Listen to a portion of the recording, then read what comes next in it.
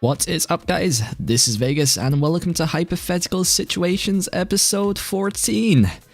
It's been over 9 months and I shouldn't really do my rambling, so let's get straight into the questions.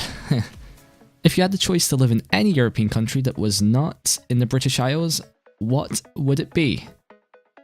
Now, after thinking of this for quite a bit, there were 3 countries that came to mind. There was Germany, France, and Sweden. Now, all of them have their flaws, but all of them are pretty good countries. But of course, there is one overall which I'd like to go to, because I kind of rolled off France first because I think France is kind of boring, and there's actually a word to describe the boringness of, well, the boring disappointment of France when you actually go visit it. I'm not sure what the word is because I have not memorized every word in the dictionary. I was going to go Germany, but that's kind of similar to France in my opinion. It does have free healthcare and it has a decent education system, but one of the countries that I thought bundled all this together and looked like the best pick out of all of them was Sweden. Now, Sweden has free healthcare, it has great food, it has free education, of course to an extent, like every country, I think.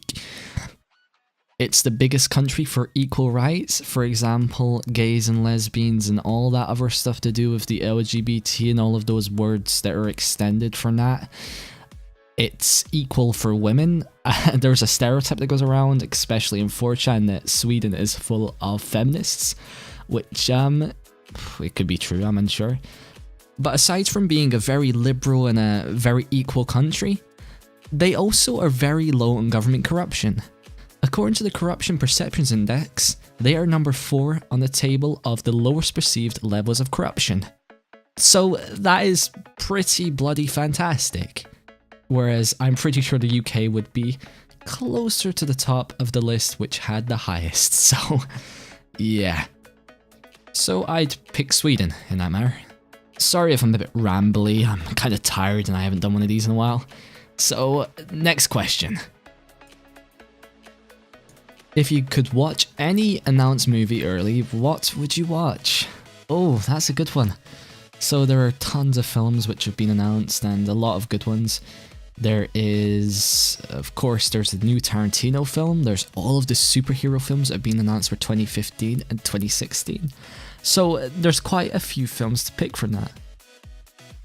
Now, it's interesting because I could pick a film from this year which I'm really looking forward to. For example, like I said, the Tarantino film, or maybe the Avengers 2, or whatever other films are coming out this year, because there are a ton of good films being announced, especially the superhero ones, as I've said before. But I thought if I had the choice, I'd probably pick one that was a bit more far away than the releases of this year and probably next year. So, like I said, I could have picked Batman vs Superman, I could have picked The Avengers, but the film I'm going to pick, because I really fucking like DC Universe stuff, I'm going to pick Justice League Part 1, which has been announced for 2017. Now, I know fucking nothing about this film. All I know is that it's a Justice League film, it has Batman and all the other characters. I know the actors for the people in them because a lot of the actors are actually going to be in Batman vs Superman. But aside from that, I know nothing about this film, what it's going to be about. So, I think the fact that nothing's been announced and how obscure it is and how they've not probably even gone into production yet. So I'd be kind of time traveling for this movie. I think knowing the details of this and knowing what happens and actually seeing it before everybody else, and the fact it's a fucking Justice League movie, I think that would be great, and I'd love that. So, with the fact it's got all of the combined DC characters, which I love, there's Cyborg, there is, I think the Green Lantern, and I think there's Batman, Superman, Wonder Woman, all of these people, and the fact that I'd be going into the movie practically blind, because if I'm going to if I'm going to watch a movie that hasn't been announced yet, I'm going to know nothing about it, because I'm assuming that if I get this movie, it's not going to come with fucking trailers and stuff like that. So yeah, I picked Justice League because I'm a big fan of the DC Universe, and it seems like it'd be an epic film to have. Plus, Ben Affleck is going to be fantastic in Batman vs Superman. Next question. If you could collaborate with any larger YouTuber, which one would it be? So, I'm assuming that this means on the gaming channel. And if it does mean on the gaming channel, then I think the YouTuber that I would probably pick would be Vanoss. And the reason for that is because once you collaborate with Vanoss, he gets all of his friends in, and generally you have a really fucking fun time. I've seen some of his videos, I only really discovered it yesterday, so this is saying a lot, seeing that I go past all of these other YouTubers that I love to pick him, because he just seems to have the most fun doing his videos, and he does a lot of really fun stuff which I'm interested in. So I think that that would be kind of fun. Plus he's got 10 million subscribers, which would of course help me out, but the main reason that I'd get into it is because it'd be a lot of fun. If I couldn't get Vanoss, then I think I'd... I'm unsure who I'd get after that. I think C9ers would be nice, or Cry. That's it, Cry.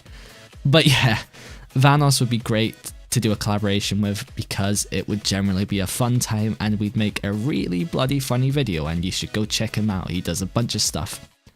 So yeah, this has been Vegas, and I'm sorry if this episode was a bit quick or a bit lackluster, because I'm trying to get into this again, and I haven't done these videos for a very long time. I've changed a bit, and I'm just not really into the flow of it. It's been at least 9 months. So I think that I'll need to sort of get into the swing of things. So this episode is kind of trying to bridge that. It's me trying to get back into this. So hopefully next episode will be much better than this one, and the next episode after that, and I'll finally get into the swing of doing this thing again. So thanks for watching. This has been Vegas, and you should definitely leave a subscription like every YouTuber ever says that you should do. And likes help me out, or you could dislike it if you want to do that. It's your choice. And you can favorite. Not really knowing what favoriting does, but go for it.